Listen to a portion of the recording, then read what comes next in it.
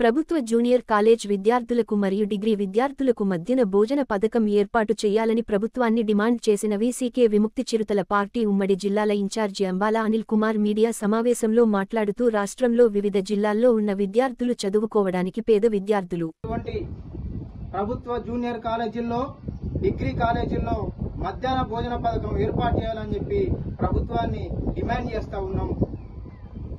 ఉమ్మడి వరంగల్ జిల్లాలో వివిధ జిల్లాల్లో ఉన్నటువంటి జూనియర్ కాలేజీల్లో డిగ్రీ కాలేజీల్లో చదువుకునే విద్యార్థులు ఇతర గ్రామాల ప్రాంతాల నుంచి అదేవిధంగా బస్సు ప్రయాణం చేసుకుంటూ పట్టణాల్లో ఉన్నటువంటి జూనియర్ కాలేజీల్లో డిగ్రీ కాలేజీలో చదువుకునే విద్యార్థులు మధ్యాహ్న భోజన పథకం మధ్యాహ్నం తినడానికి ఆహారం లేక ఎంతో ఇబ్బందులు పడుతూ ఉన్నారు. ఖచ్చితంగా తక్షణమే ప్రభుత్వం విద్యార్థులకు న్యాయం చేయాలి. మధ్యాహ్న భోజన పథకం ఏర్పాటు చేసి ప్రభుత్వం